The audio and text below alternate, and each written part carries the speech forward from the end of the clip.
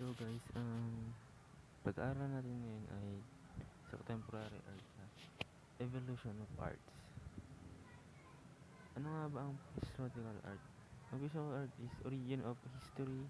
It can be traced back to the prehistoric era before the advent of writing and language. Earliest artificial artifact from the Paleolithic era or the Old Stone Age in form of rock carvings in engravings in pictorial imagery, sculpture, and stone arrangement. Ito din yung mga nauukit sa bato ng mga larawan, mga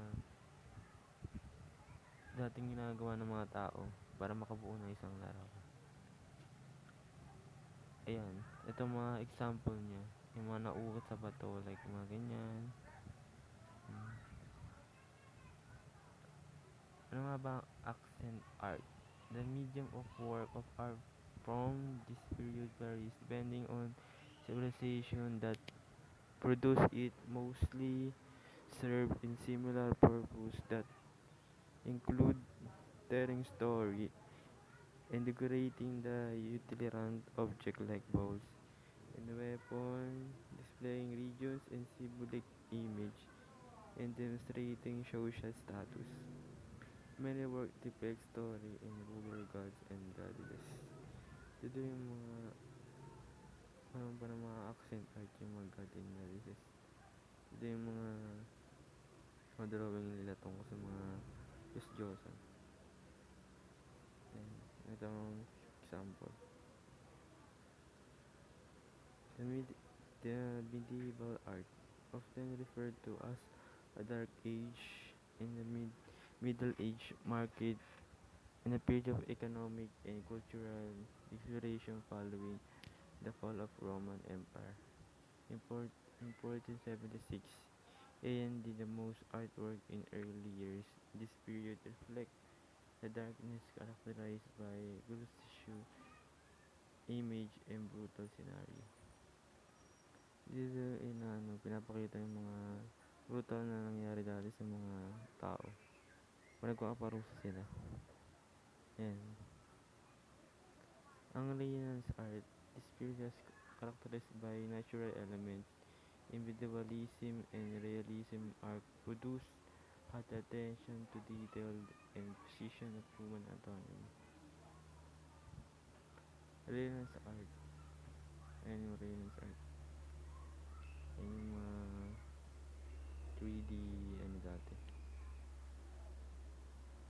Art and detailed and human yung mga taong ginagawin nila.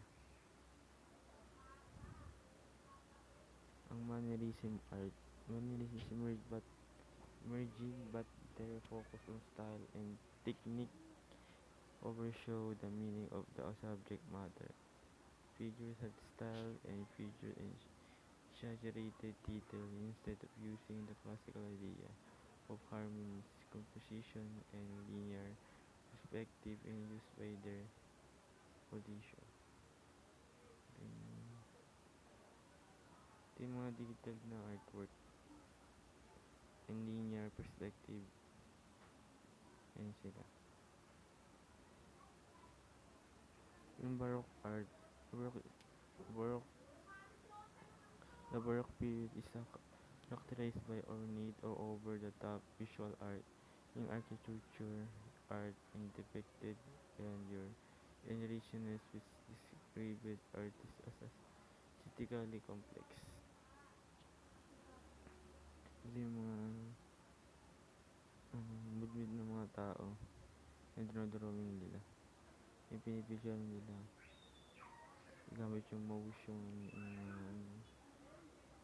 complete detail ng picture.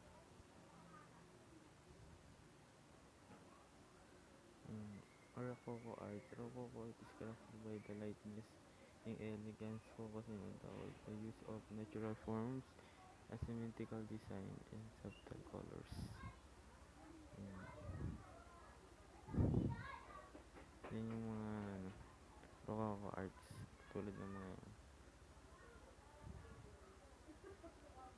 Neoclassicism art is the Neoclassicism art period obtained the elements classical antiquity, where the artists tried to recreate the great works, accent art, taking from insular art, accent, and civilization, the Athens, Naples.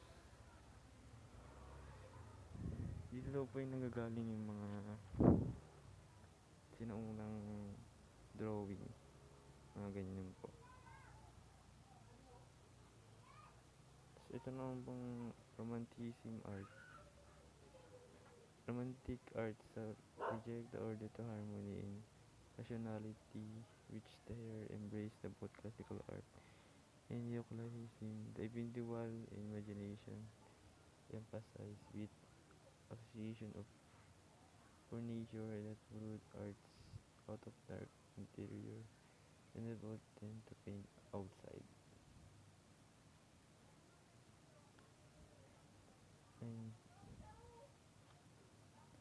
ang realism naman, pagkakaiba nila, yung romanticism po ay mga brutal na pangyayari, yung mga darkness tapos yung realism naman ito yung pinapakita yung mga paghihirap ng tao dati.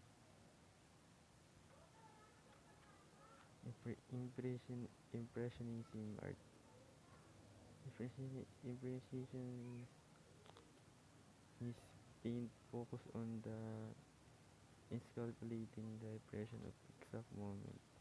This is short, quick, and brush stroke and unfinished sketch, like fill in their artwork with modern life in their subject. Ayan. Ito yung example niya.